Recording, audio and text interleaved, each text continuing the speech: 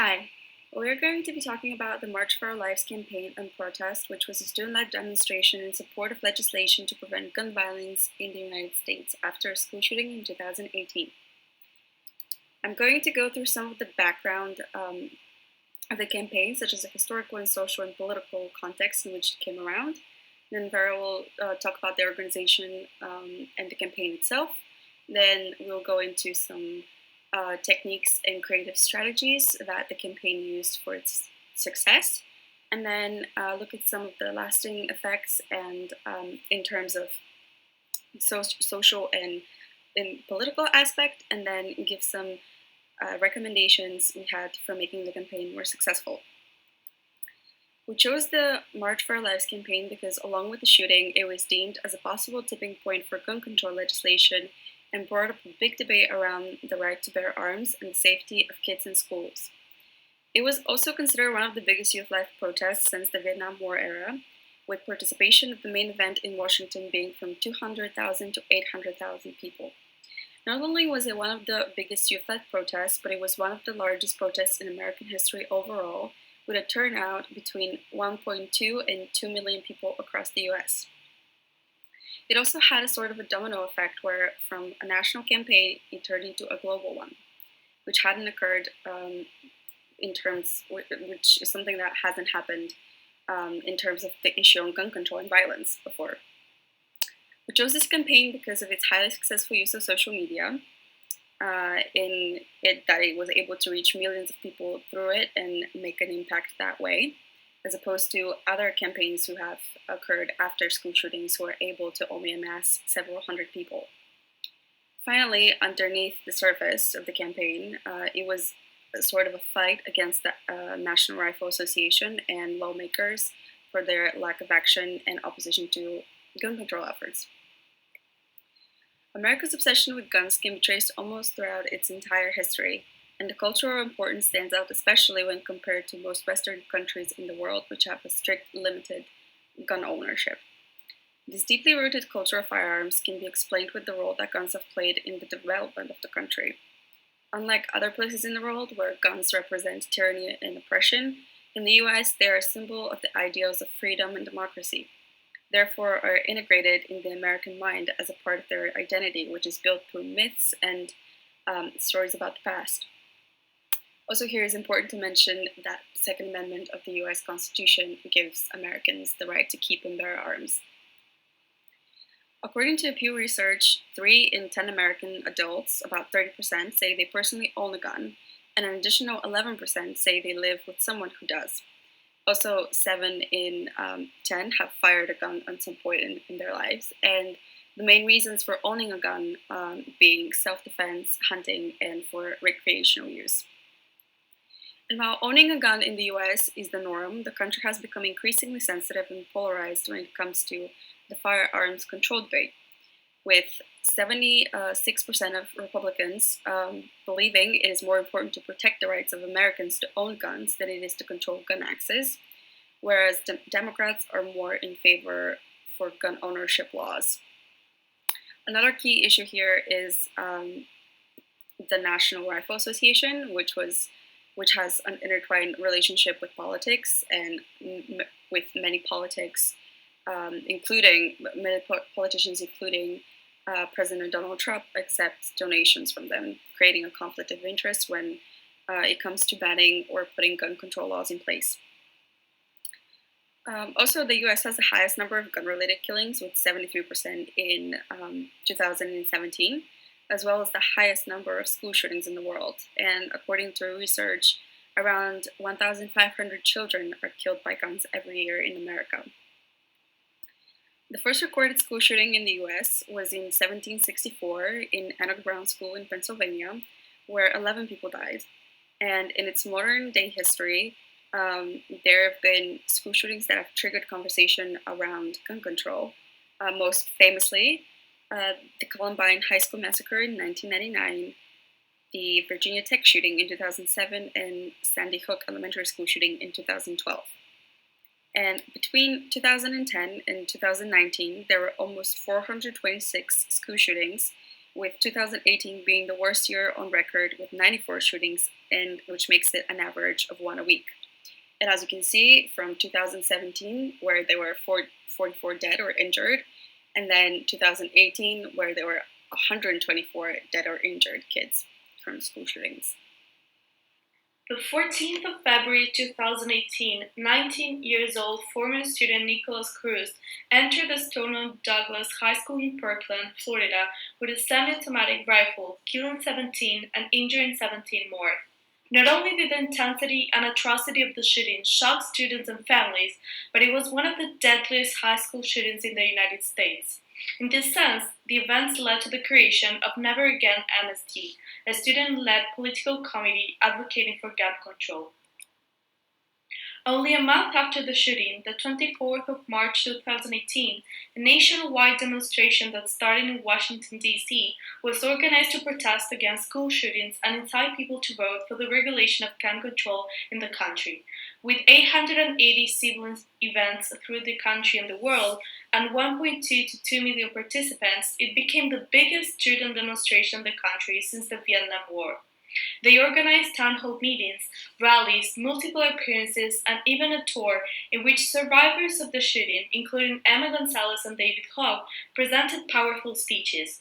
At the same time, this allowed them to be supported and funded by celebrities and big brands such as Steven Spielberg, George Clooney, Kim Kardashian, Oprah, Gucci, and even Martin Luther King's granddaughter. Regarding the name of the campaign, it is obvious that the choice wasn't aleatory. Indeed, by using the pronoun our, there is a sense of appertinence and appropriation of the message that allows them to connect with the audience. They didn't choose March for their lives or for their lives. The idea that it could happen to anyone is highlighted, and there is a search for identification of the audience with the campaign and the victims of the shooting.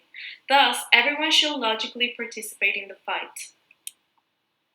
March for Our Lives was organized as a social but also a political campaign.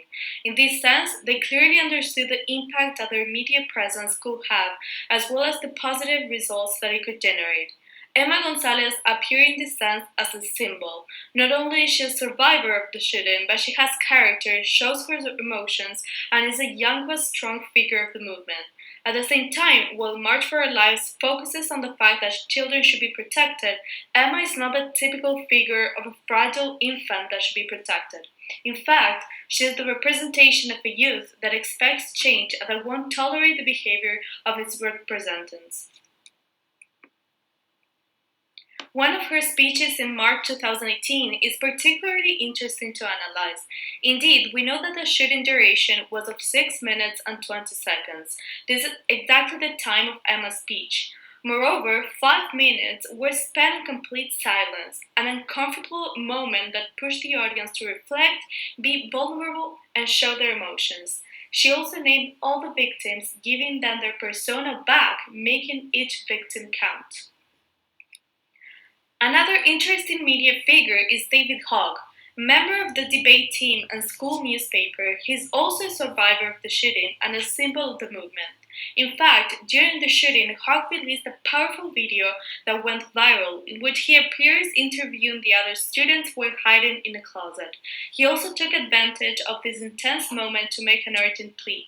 I call on the legislators of this country to take action and stop this from happening. Forget the NRA. Forget all the political backing. Take a stance for human lives, for children's lives. Moreover, many students at the March for Our Lives rallies across the country were wearing a price tag that read $1.05. In fact, the organizers calculated the number the National Rifle Association donated to Marco Rubio and divided it by the number of students in Florida. Thus, the price reflected how much each student is worth to the Florida Republican Senator Marco Rubio. Do you see any difference?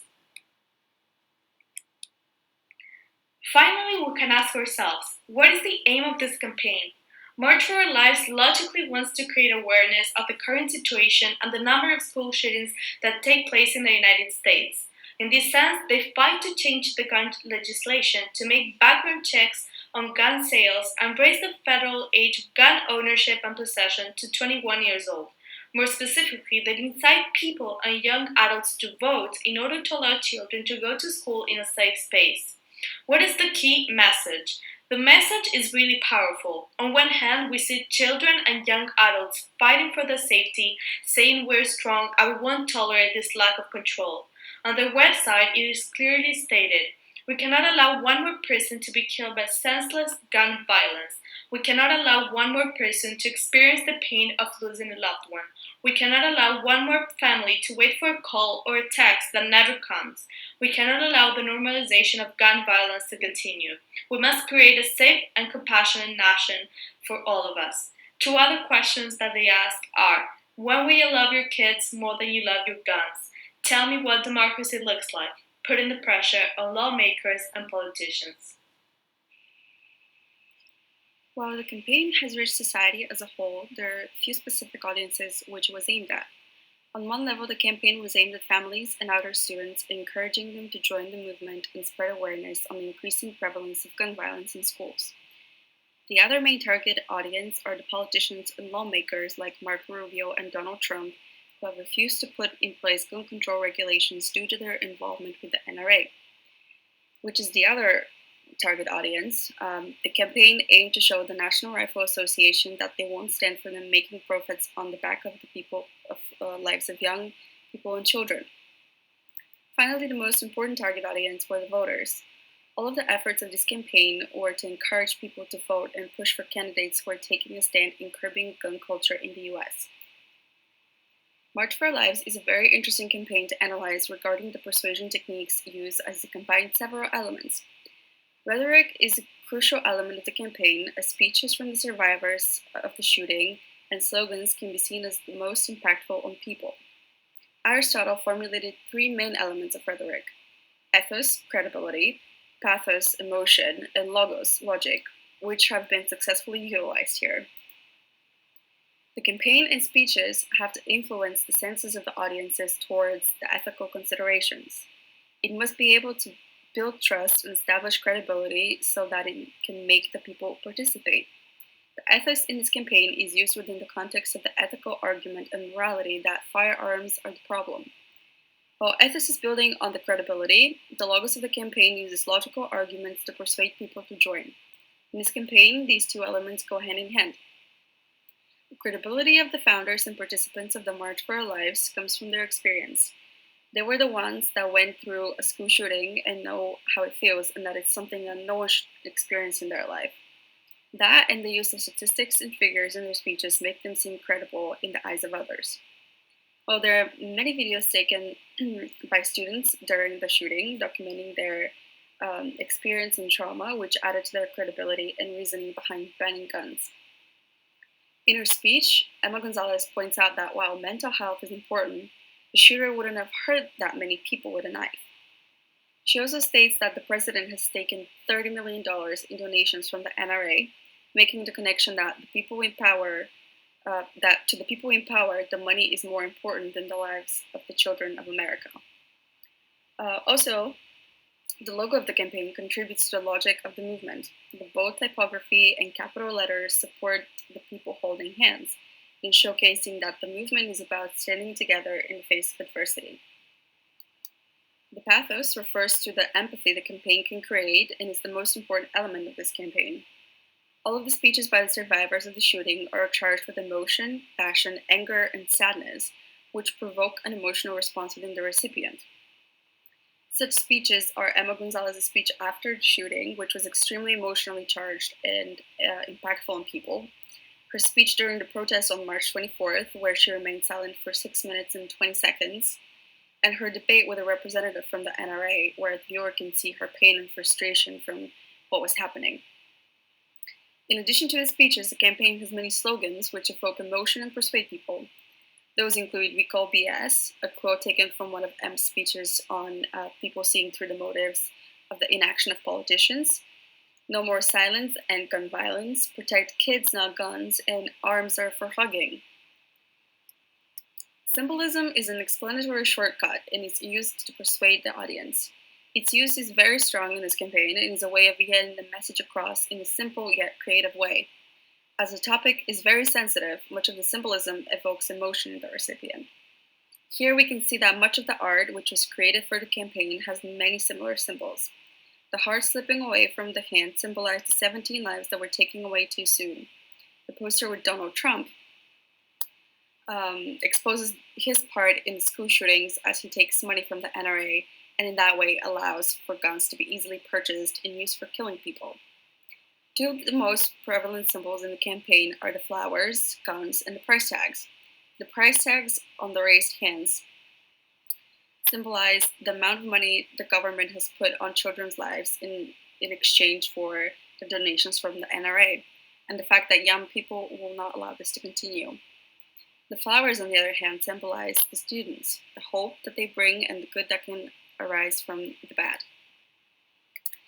This campaign can be seen as a network movement due to the crucial role that social media played. It was born online, and the online space allowed it to be seen on a global scale. The campaign used various platforms to share interviews, videos, and the survivors' experiences, as well as to connect other victims of gun violence. The March for Our Life social media accounts gained a lot of followers and got a lot of engagement. Their Twitter account has almost 500,000 followers. Their Instagram has 342,000 followers, and their Facebook has 306,000 followers and likes. Social media also gave those who hadn't had experienced anything like this a look into what the survivors has gone through, and was able to show them why this is an important issue. Through a digital space, the movement created a collective identity which made the campaign more successful, as they were able to have a unified voice and reach more people.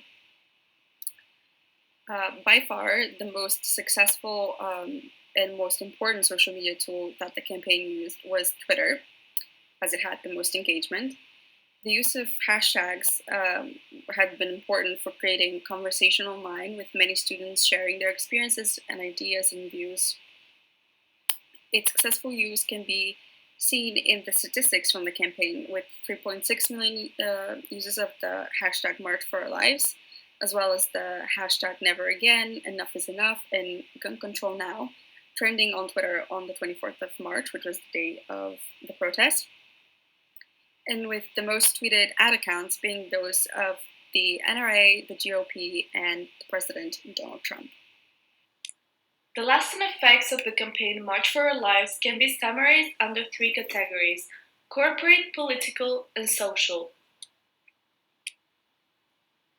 Regarding the effects in the corporate sector, we can highlight multiple points.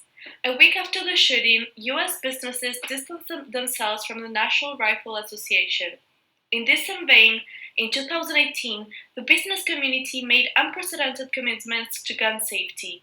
A long list of some of America's most well-known companies have broken their ties with the NRA. From supermarkets to grocery stores to big banks, they have all taken steps to help address the nation's gun violence epidemic. For this significant phenomenon, three companies in particular were at the forefront: Dick's Sporting Goods, Levi Strauss & Co., and Tom's. Companies such as Best Western, Hertz, and Wyndham also broke their relationship after the boycott NRA hashtag gained social media momentum. To better secure the child-friendly website, MDA collaborated and worked with Facebook to remove posts from alleged firearms traffickers. The lasting effects in the political sector were multiple as well. The voter turnout for youth aged 18 to 29 rose to 31% in the 2018 election, marking the highest youth turnout in years, which couldn't have been possible without the coordinated action of March for Our Lives, National School Walkout, and Our Lives, Our Vote. Moreover, at last year's March for Our Lives, voters vote that if their political leaders refuse to take steps to keep them safe, they will elect new leaders who would. In the months that follow, Americans set out to defeat NRA-backed candidates around the country. A new generation of lawmakers in the U.S. House of Representatives became part of a historic gun protection majority when 40 NRA-backed candidates lost their seats. On the other hand, the U.S. Justice Department moved to ban bump stocks, weapon accessories used to mimic automatic shooting. Regarding Florida, one of its new laws contains red flag legislation, which allows law enforcement officers and family members to immediately withhold weapons and firearms from individuals who display warning signs of violent activity. If these laws already existed, the movement pushed its adoption in other states. In total, in the US, 67 gun safety bills were signed to laws in 26 states and DC in 2018. Florida's Governor Rick Scott also signed a $400 million bill to tighten the gun laws while being surrounded by family members of the students that were killed during the shooting. The bill fell short of what campaigners had hoped for, a ban on weapons of attack, but it increased the age of purchasing a gun from 18 to 21, banned stocks of spikes, and extended a 3-day waiting period to cover long gun purchases. Finally, a Peace Plan for a Safer America is a gun safety campaign put forward by March for Our Lives in August of 2019. The plan insists on change, 6 bold steps. A Peace Plan for a Safer America, change the standards of gun ownership, halve the rate of gun deaths in 10 years, accountability for the gun lobby and industry, name a director of gun violence prevention, generate community-based solutions, and empower the next generation. Change. The lasting effects in the social sector were: firstly, gun violence in urban areas of America has reduced by almost 50% if compared to 2018. In terms of school security, specialist firms are promoting an array of expensive innovations with a message that every campus may be next. Big celebrities have also supported and funded the movement's campaign. To name a few, George Clooney, Scooter Braun, Oprah, and Spielberg donated and did fundraising efforts. Even Lyft's co-founders announced their support and confirmed that their company will offer free transportation for anyone attending demonstrations. Dating app Bumble CEO subsequently revealed that they will endorse the Never Again campaign by prohibiting all weapon photos on their dating application. Finally, the biggest and most important social effect of this campaign was the mobilization of people. A month after the shooting at Parkland, thousands of students marched 17 minutes out of their school to honor the Marjory Stoneman Douglas victims. It was one of the largest protests for students in the history of the US. 10 days later, as part of the March for Our Lives, hundreds of thousands of people protested at cities across the globe. A rally in Washington, D.C. was the centerpiece of this protest, which demanded tighter gun laws in the US. Can this campaign be considered a success or a failure? This campaign can be considered a success for multiple reasons. Some concrete results of this campaign were: increasing the age limit for possession of guns in numerous states, a 3-day wait time to acquire a firearm in Florida, 2,080 gun control bills signed into laws, and increasing members of March for Our Lives campaigns and movements. In terms of marketing, there was a very smart organization and a strong media presence. There's a powerful, sensitive, and touching campaign that respects Aristotle's rules on rhetoric, and there was a massive mobilization and identification with the message in the US and the world.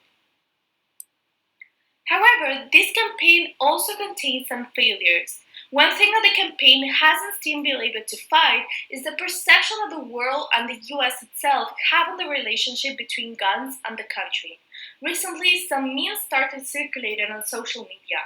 It is incredible to think that even during the current situation, guns and school shootings haunt the memories of the United States citizens. Some examples are: great job! We did it! 1 month with no school shootings. Last month was the first March without a school shooting in the United States since 2002. However, we can give some final recommendations to this campaign.